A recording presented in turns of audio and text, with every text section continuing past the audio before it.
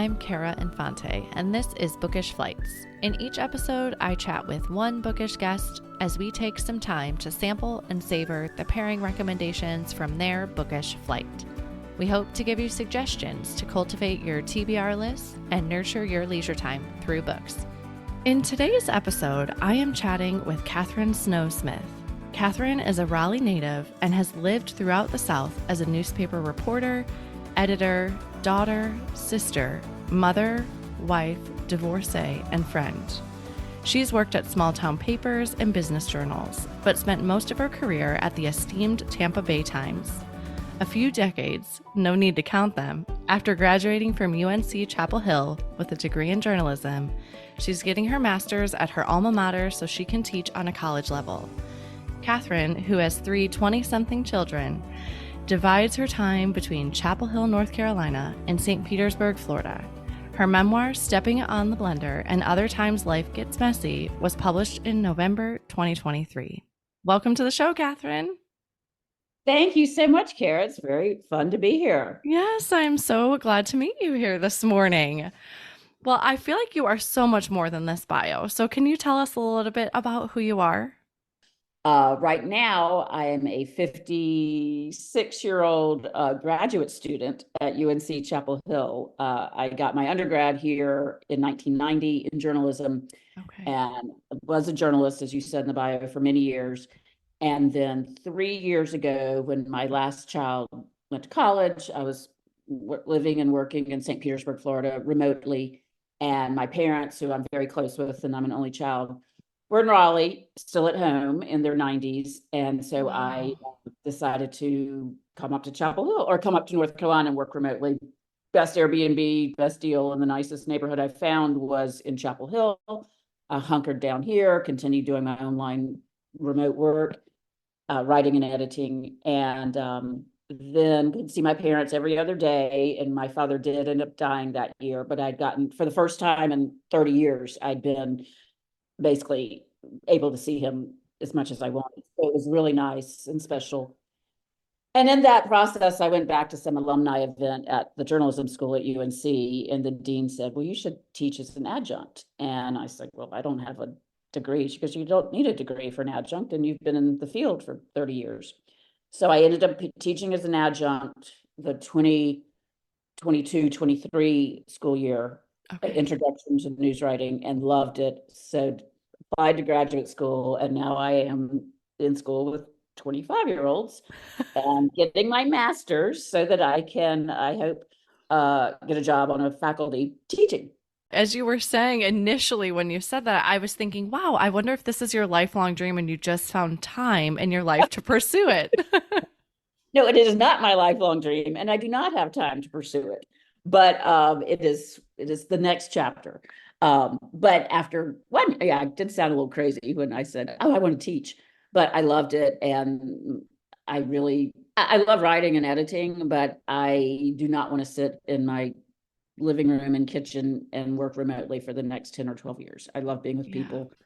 And so this is what I want to do. Wonderful. And how is it, a 2-year program then? No, and Kara, that's probably it's a 1-year program. Oh, wow. And this is the first 1-year program UNC has done for the master's in journalism. And it's summer school, fall, spring, summer school. But there's a movement across the country, not just in journalism, I think, and I should know this, but I think maybe Northwestern, maybe other schools are starting 1-year programs. So UNC did this kind of very deep, comprehensive program to compete. Wow. Because, so many people, and when they decide they want to get that degree, can't take a year out of the work cycle. I mean, can't take 2 years out of the work cycle. Yeah. So it is a 1-year program. I'm working almost probably 25 to 30 hours a week, paying the bills and doing the program at the same time.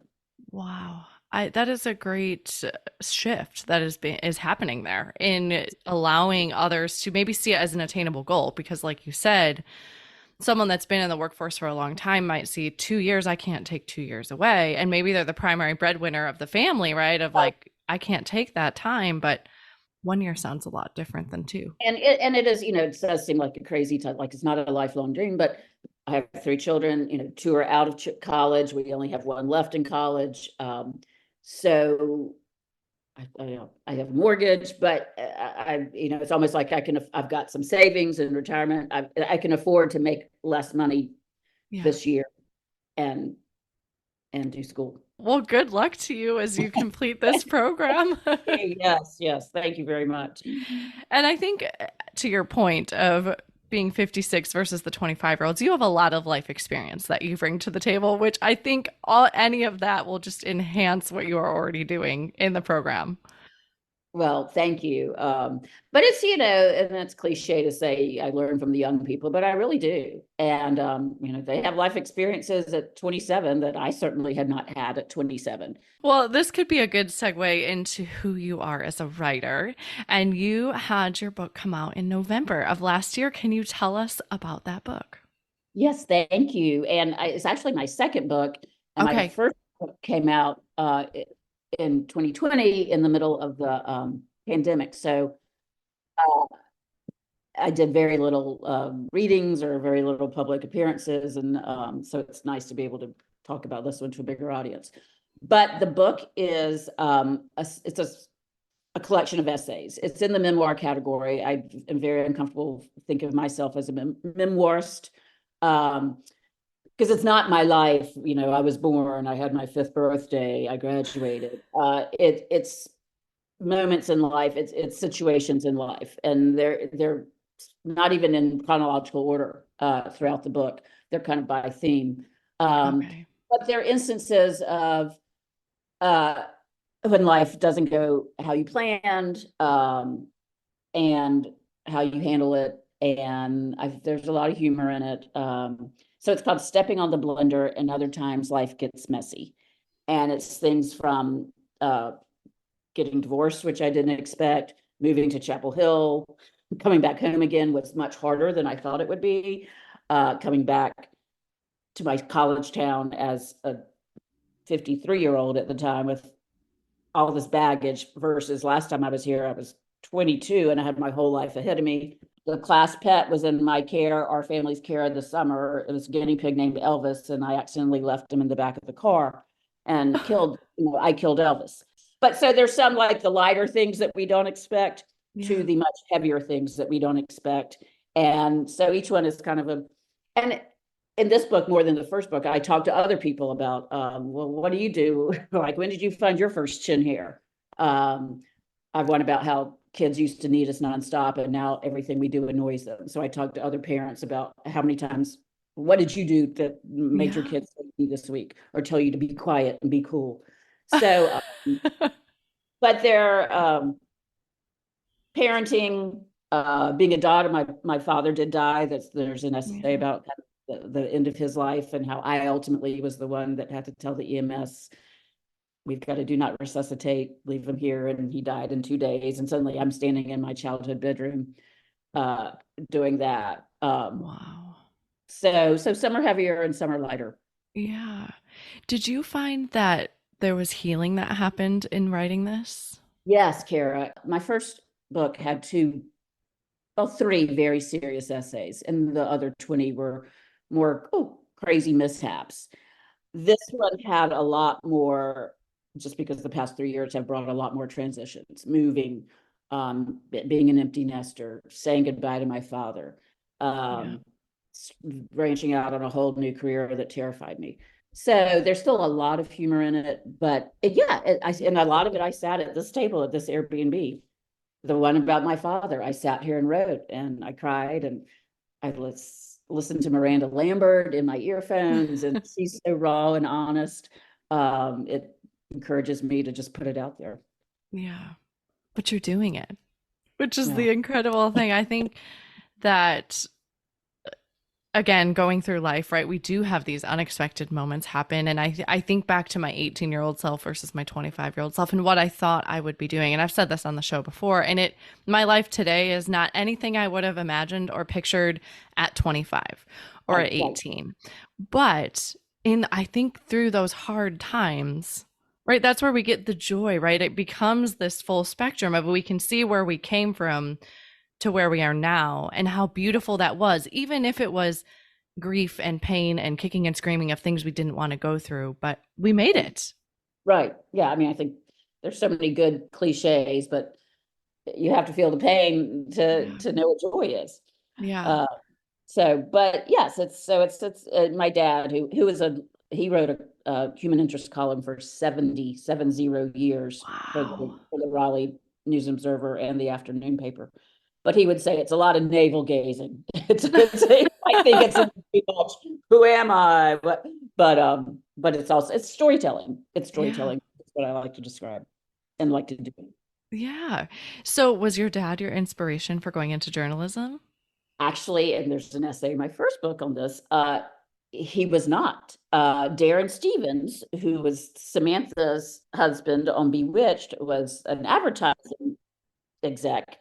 And I did not watch that live. I watched the reruns, thankfully. But they were still in the 70s. Anyway, so I wanted to be in advertising. I thought it looked very fun and Okay. exciting and creative. And so the journalism school at UNC is public relations, advertising, and news writing. And my father had graduated in 1950 with a degree in news writing from the same school. But I went in doing advertising, and he was quite pleased because he's like, you're going to make a lot more money and you'll be great at it. And then we had to take, everybody in the school had to take an introduction to news writing, which is actually the exact same course that I ended up teaching as an adjunct. What a fun full circle moment. So I took that course and really enjoyed it. And we covered ongoing issues in the community. We got to cover various speakers, Eudora Welty, the Southern novelist and short story writer, and Andrew Young, the civil rights leader and first Black mayor of Atlanta, came to campus, and I covered those talks. And I loved it. And I loved the writing, and I was better at it than the advertising. I didn't like having a budget constraint in advertising. So I switched my major, and my father was like, Katherine, be sure about this. So he never forced me, but then as soon as I did, he was very pleased. And then he definitely was a mentor throughout my career as a journalist. Again, just these moments of like, you think you're going one way and life's like, nope, you're going another way. Exactly. So, well, I have to ask about your title, Stepping on the Blender, because I have an anecdote that I use about throwing our life in the blender with this military life that we live. Oh, right. Yes. And so I'm wondering if it's along the same lines, or did you actually step on a blender? Oh, no, I actually stepped on a blender. Ouch. Like I said, I rent out my little bungalow in St. Petersburg when I come up here in the fall and spring. So this was two falls ago, August of 22. I gave one look around my kitchen and my house. My car was packed. I had 2 days to drive to North Carolina before I started teaching for the first time. And there are these really cool vintage cocktail glasses that I keep on a shelf that someone had given my parents for a wedding present in the 50s. And I thought, well, I'm going to move those in that deep, dark cabinet over the refrigerator so the renters don't use them and possibly break them. Pulled a chair over, moved the glasses up. Somehow in doing that, I knocked the blender on the floor with my elbow. It didn't break. I'm like, okay, great. I stepped down off the chair and put all of my weight on the blade of the Ninja. And it went up into my foot, and I just went back on the floor and started just sobbing. I mean, along with the pain, it was, oh my gosh, I'm almost out the door. I'm getting ready to do a huge thing that I've never done, and I'm stepping on the blender. So I pulled it out, called a friend who's a nurse, another friend. They came over. We got the bleeding stopped. I mean, I had to crawl across my house to get to my phone. So there was just blood everywhere. Oh my goodness. And my friend who's a nurse said, if I could move it in all directions. And she's like, okay, good thing it's your left foot. You can put it up on the dashboard. So I drove up I-95 for this next phase of my life with my left foot propped on the dash.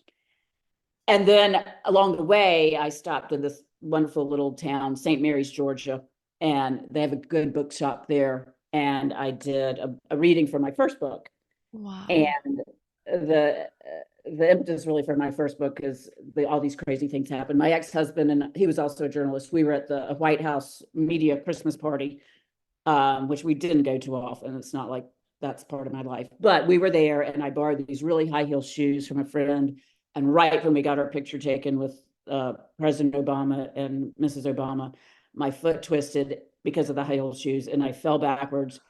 And Barack Obama said, "Hold on, I got you," and he pulled me up off the floor.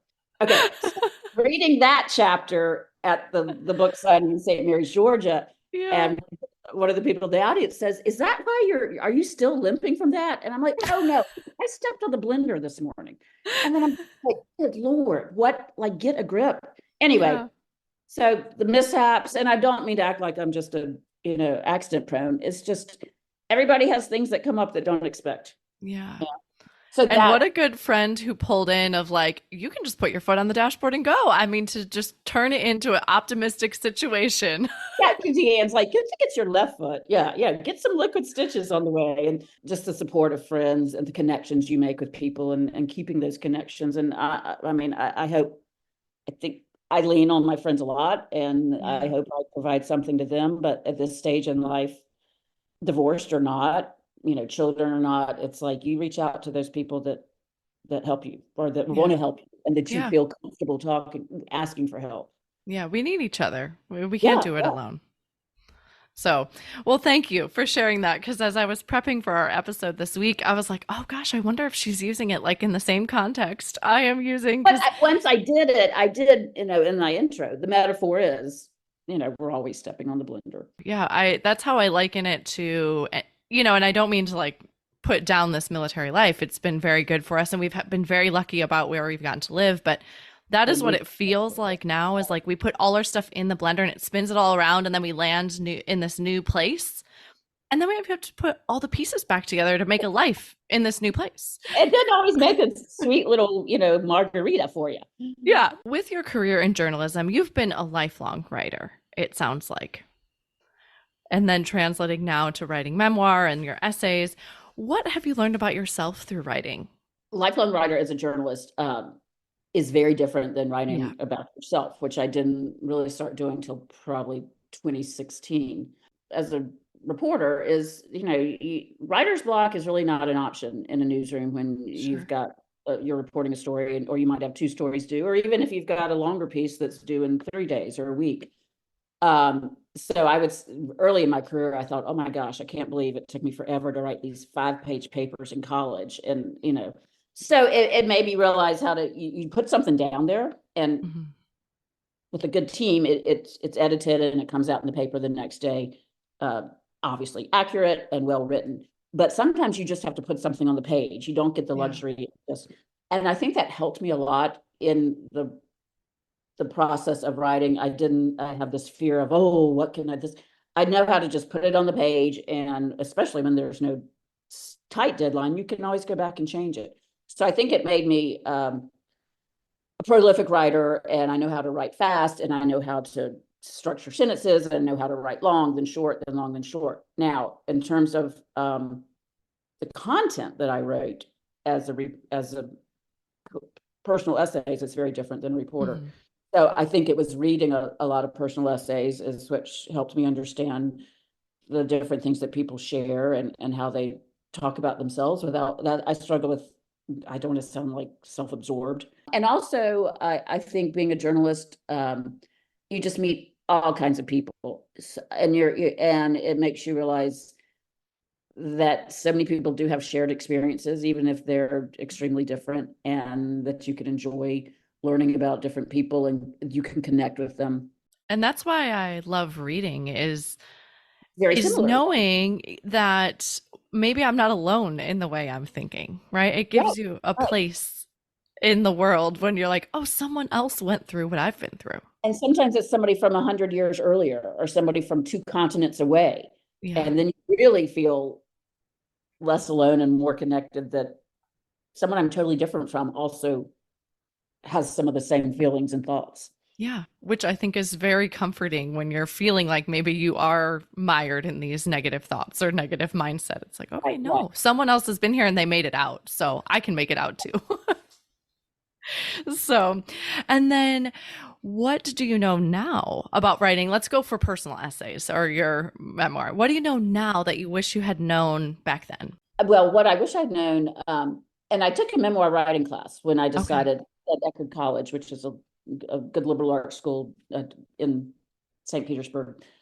And I certainly read a lot of memoir, but it was usually of famous people or The Glass Castle or Wilde, people like average people who had had unusual things happen to them. Sure.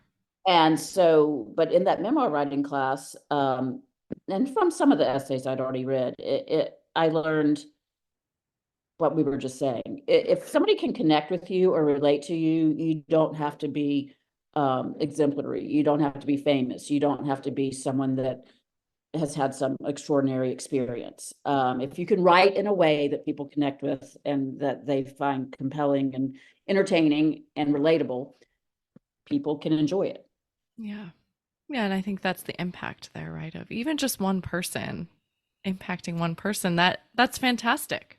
Right. Yes. And yes. Well, Um, I think this could be a really good segue because you've read a lot of memoirs. So let's switch gears a little bit and talk about who you are as a reader and what genres you enjoy reading. well, I was mostly fiction. I love fiction my whole Okay. life. Um, and the first real book I read, sixth grade, I read Gone with the Wind. And the copy I had 1,037 pages. And I remember reading the last page, sitting in Mrs. Timberlake's class and finishing it. And then I just turned it back to page one and opened it up again. I was, I've been carrying, I didn't want to end it. Yeah. Um, and it was a year where I wasn't doing great in the friend situation. So the book was my companion for most of that year. And obviously that was Morgan Mitchell's unbelievable one-hit wonder. And now I look back at it very differently, as I've been more enlightened about, I mean, obviously we knew slavery was Sure. horrible and I knew it then, but, she definitely painted it as some slaves, were like family, but still they were enslaved people. Anyway, that was kind of the first. And so I love fiction and read a lot of fiction throughout high school and college. And then this is going to get into my flight, but then I started reading some David Sedaris, and that was probably, well, I can't remember what was first. Glass anyway. And I started liking nonfiction more. Nonfiction in the sense of not necessarily historical, but personal Sure. story. Yeah. And so, in your busyness of your day, because I imagine with obviously being a student, you're writing, it sounds like you're doing still some journalism in here. How do you find time to read? I am not right now, Kara. I'll be Okay. honest. And I've always, to be honest, even when I was a working mother, I always struggled to have time to read because I would get in bed and hunker down, and 10 pages in, I'm asleep. Yeah. I mean, it's, not just the beach read, but I try to always, when I'm traveling, when I'm on an airplane, when I'm taking the train a lot these Okay. days in North Carolina. I have a daughter in Washington and Nice. Charlotte. So that's kind of this romantic reading on a train. So I always I feel like I don't make enough time for it in my daily life. So I set aside. And it's not just when I'm like on vacation doing Yeah. nothing, just when I'm traveling, that's my time to carve that out. Yeah. And now in my master's program, there's some books nonfiction books actually, that are on our reading list that we've had to read. And I do feel kind of like, like that. There's this old commercial. I'm cleaning my oven while I sleep. Like, I'm getting school credit for lying on my sofa reading this book. Like, this is part of my homework. And so Yeah. that's That such a sounds clear, ideal. yeah. I'm like, this is like, I'm not slacking off. Like, I have to read 70 pages. Yeah. And so that has been very enjoyable. Of course, and then we go back and we analyze the craft. I mean, so it's really Yeah. um It almost sounds like a different type of reading, right? Like leisure reading you're gonna approach that very differently than what you're doing here for the school reading. exactly. But they are, I mean, they are, they're not academic books. They're two, three, four different nonfiction. Yeah. Admittedly, I'm actually a physical therapist by trade. So when I was in grad school, I would not allow myself to pick up a book for leisure because I knew that I would be drawn to the I'm leisure glad book to and I hear would that. not want to read the research articles that I was required to read or papers to write or whatever assignment was of the day. And I was like, you cannot pick up a leisure book until it was break, like Christmas break or summer break, things like that, because I just knew myself would want to be reading that. And it would be this thing in my mind of like, nope, can't do that, can't do that. And I didn't want to take away my mental power because I really Right, needed to apply it to my work. right, Yeah. exactly. So I hear what you're saying when you're like, admittedly, I'm not reading right now. I'm like, yeah, I didn't either when I was in grad school. Okay, that makes me feel better. So, well, you have been so gracious to prepare a book flight for us today. Can you tell us a little bit about how you chose these books or how they pair together? They are three memoirs, but more my style of memoir that I write collections of personal essays. Okay. Um, and that's how I paired them. But along the lines of what we were thinking and I saying, and I didn't really know this was going to become our theme, all three are by very different types of people, yet all three are so similar to me and have me laughing and have me nodding my head, yes. Okay, so the first is, and this is actually one that I have been picking, and that's the nice thing about collections of essays. You can pick them up and read it for 20 minutes while you're waiting for an Uber or something. If it's just, you don't have to read, you don't have to remember what happened 5 chapters. It's good for, I think, as a young, like mom with young kids, I do enjoy the personal essay format because I at least feel like I'm accomplishing something too. If I maybe read one or two of them, it's like, oh yeah, okay, I finished that versus like the 500-page book that takes me sometimes quite some time to get through. It's like, no, I feel like I accomplished something in personal essays. Right, exactly. Which is surprising. This is why the short story is not as popular as it was 100 years ago. Okay, so the first one is Happy Go Lucky by David Sedaris, and it's his latest collection of essays. And he's just hilarious. And I've been reading him since 2000. And ironically, he is from New York, or his family's from New York, but they all moved. His father got a job with IBM, so they all moved to Raleigh, North Carolina in the 70s. Interesting. Okay. He is in Paris. His sister Amy Sedaris, I guess, is in New York. But he has a lot of family in North Carolina. His father dies in this collection of essays. He's at the same retirement facility where my parents have had a deposit since 1999, but just don't quite old enough to go. He talks about a beach that they go to, and it's the same beach down the road that I go to. But then he also talks about life in Paris with Hugh, his husband. He's just, he's the best there is when it comes to looking at your own life and just finding hilarity and then finding just like, raw pain. He struggled with his relationship with his father. He had a sister who died as an addict. He talks about that in here. So this is a great one. And actually, he has an essay that I wrote, a similar essay already that's in the second book. He complained about have this the self-checkout stuff that just took over during COVID. And I have like I went to a hardware store and you now have to make your own key. Like you don't just hand it over to someone. Haven't had to do this yet. So it's so funny when I'm reading like that. I'm like, yes, I have the same things. He is a gay man from Paris and New York and Raleigh. But we have these same things. Okay, so then the another one is. What I will say really quickly about David Sedaris is I know if I want some humor in my reading life, I know that I can pick up his book, right? And I'm going to get, like you said, he's the master at that. Like, but he has some very heavy things. Sure. And he's the master at intertwining it. Yeah. Sorry to interrupt you there. So that was Happy Go Lucky by David Sedaris. And then, that just came out, I think, last year. And then an oldie,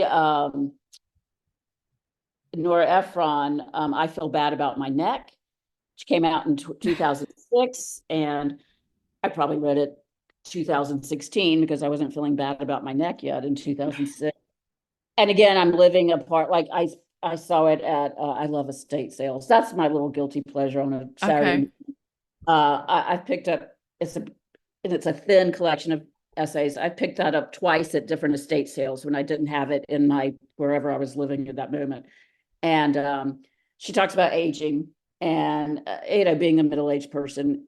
And then there's this line, I looked it up before we came on, where I feel bad about my neck, is when suddenly you realize your neck is crepey and like, what? And then she's like, I'm reading these books about women that are embracing aging, and I'm thinking, don't they have mirrors? Don't they have neck? like she's just very honest again. Yeah. And so, and obviously screenplay writer, I mean, a fabulous writer. So that's one. And then the third, I had not, my first book, somebody who reviewed it very kindly compared it to various other writers, and she compared it to Samantha Irby, who I had not read at that point. Okay. So I went out and bought her book. She has 3 or 4 out, but I suggest Wow, No Thank You. And she is a 40-something Black lesbian living in Michigan, but she was a vet tech, and I'm not sure where, and then started writing and ultimately got published. And now she's helping write scripts for Hollywood. She's been called on to do various shows. She wrote an episode of Shrill. And so and again, it's like she's so accomplished, but then she goes, I still wake up, and I've stuffed my bills that I need to pay under my pillow, and, I've got Cracker Jack, under my bed or something like that. It's one of these honest stories of people that can be so successful and have these exciting things happen to them and be in a great relationship, but yet they're still like, what the hell am I doing? Very hilarious and raw read. So those are my 3 little kind of collections of memoirs for helping other writers find their voice, as well as being entertaining and relatable to any possible reader. Yeah, that's the term that was like pinging in my head as you've been talking, is they all sound so relatable, even though, again, that is not my life, right? But it is still relatable in what you're going through. And in the way that, I'm not gay. David Sedaris and Samantha Irby both have partners. So it's like I'm like, well, they're happily married. What's their reason to complain? We all have that. Yeah, I actually have a friend, Jackie. She hosts a podcast as well. And recently she had posted about percentage of people who make it through so many episodes of podcasting, right? Like, obviously, the more episodes you have, or less and less. Like, I think more than 20 was like the top 10% or something. Like, it sounds like the attrition rate is very high for podcasting. But what I loved her quote at the end, and why I'm bringing this up, because she said, and yet I still clean my own toilets. Like, she had published like her 75th episode or something. She's like, and I'm in the top 1%, but yet I still clean my own toilets. And I was like, that is so true. Like, it is just. Yeah. Right. So it sounds like similar to this, right? We can make moments so relatable to everyone. Exactly. So, well, thank you so much for bringing these books on. I've actually heard of quite a few of them. I have read David Sedaris, but I haven't read the others, and they sound like ones I need to add to my list today for picking up. You have a long list. Yes, but it's all right. I almost think of it as like my emotional support book list. Anywhere I go, whether it's the library with my kids or the bookstore, I always have that list. I use Goodreads, but I always have that list on my phone, and I know that I can find something because my 500+ book list. You're not gonna walk out disappointed or empty-handed. Yeah. Oh, right. Yeah. How I usually do it with my kids, right? My kids are 8, 5, and 3. So going to the library is a bit of a dicey experience because they're pulling books off the shelf while I'm trying to find the one book I want. So I'll put my Goodreads list in alphabetic order by author, last name. And then that way I can go to the fiction section and I can start with A, and I can find, okay, is this book by Kate Atkinson on the shelf? Nope, not there. Go to the next letter and see what I can find. Why? So my kids aren't taking 15 books off while I'm trying to find one. I like that. I'll just throw this in as something I hadn't expected. I had to get a book. And I was actually a nonfiction, one of the books for my classes. I went to the library, and maybe I should have done, maybe I didn't do this in college, but it's like you look it up by Library of Congress number. I'm just like, there's like in the same little shelf, there's nonfiction, there's historical, there's fiction. It's like it's not alphabetical, not by category. I'm just like, whose idea was this? That's at the school library? Yes. It's in order by these long, and it's almost, it starts off like 5317, and then you have to find all the 5 3s, and then suddenly you're at the 5 3 4s, and it's like alphabetical, but by numerical order. And there seems to be no rhyme or reason. Wow. So do they have computers there to help you navigate this? Like you could type the title in to tell you where to go? Yeah, and then they give you a number, and then you go up to the stacks. So again, being a 56-year-old woman back at school, I'm like, when did checking out a book from the library take me 30 minutes? I mean, I had to go to the bathroom, come back. Yeah. No, it's so complicated. I haven't experienced that yet, but I would be overwhelmed. You would not be able to take 3 children to. That's what I'm thinking with my 8, 5, and 3-year-old. It would never happen. Yes. Well, how I love to end our show here is with our bonus pairings, which are just a speed round of questions. So, are you a rereader? Yes. Well, on a couple. Okay. Love it. What is one book you've read that has changed your life? I sound like a broken record. I think reading David Sedaris's Me Talk Pretty One Day in 2000 made me understand essay writing. I mean, not made me understand how to do it, but exposed me to a kind of writing that even then I had no idea I would end up doing. Yeah, it opened up a whole new world for you. And I wanted to back up when you said, are you a rereader? One of the books that I've reread several times is To Kill a Mockingbird. And a friend of mine gave it to everybody for their 40th. You have friends that turn 40 at the same time, and then friends that obviously 50. And that was her standard gift. And she's like, we all have to read it in high school and find the symbolism. To read it at 40 and then to read it again at 50, obviously the content hits you different each time. And then the Harper Lee's amazing writing. And the dialogue of the characters, and you see Scout, and you see Boo, and you see Tom Robinson, and so that's a good one to reread. I would have to say, I'm speculating here, but I've had at least 10 to 15 guests say that is the one book that they reread, is To Kill a Mockingbird. Like it is the most often mentioned book when I ask this question. That is really interesting. Yeah. And I reread this, I think 3 years ago now. And same, I think I didn't understand a lot of it when I read it for high school required reading. And I read it so differently now as a parent, right? And having different life experiences, that I understood it so much differently.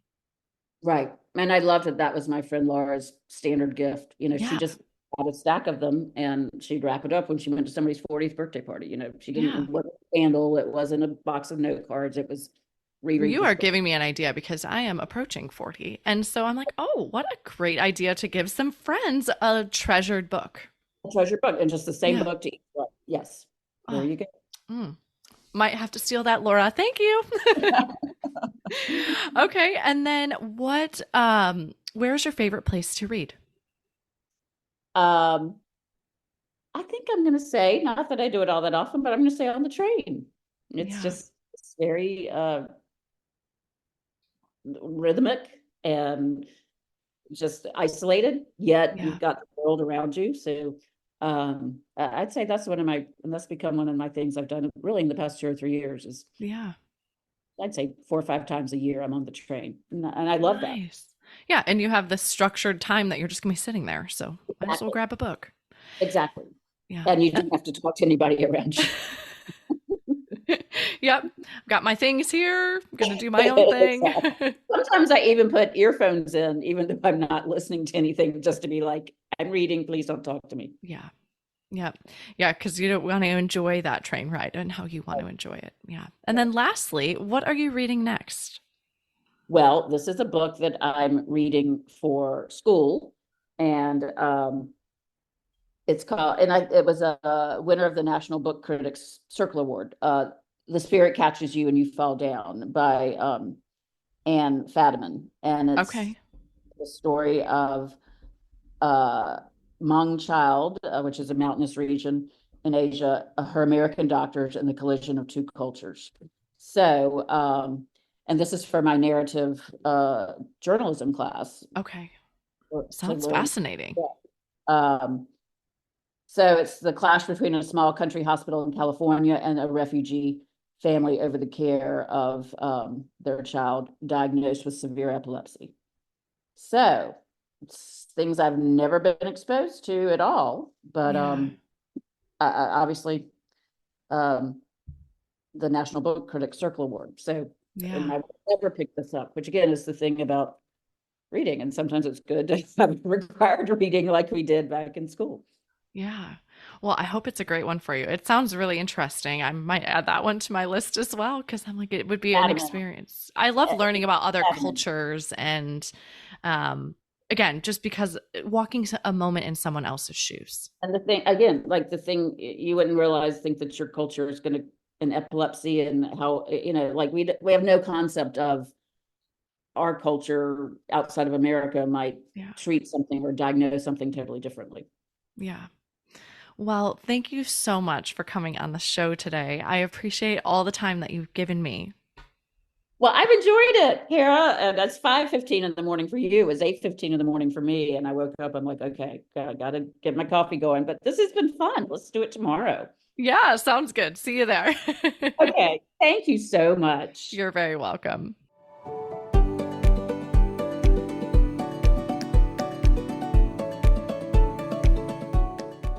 Thank you so much for listening to this episode today with Katherine Snow Smith and her book flight of collections of personal essays as memoirs. We'd love to hear what other books you'd pair with this book flight at bookishflights.com. We also have something new where you can leave us a voicemail. We'd love to hear what books you've loved from the show, what episodes have been your favorite, or a guest that you've loved hearing from. You can leave us a message at www.speakpipe.com/bookishflights. We plan to air these on upcoming episodes, so shoot us a message and let us know what you think. That's it for today. Thank you so much for listening. As Emma Thompson said, I think books are like people in the sense that they'll turn up in your life when you most need them. Cheers to you, dear readers. Until next time.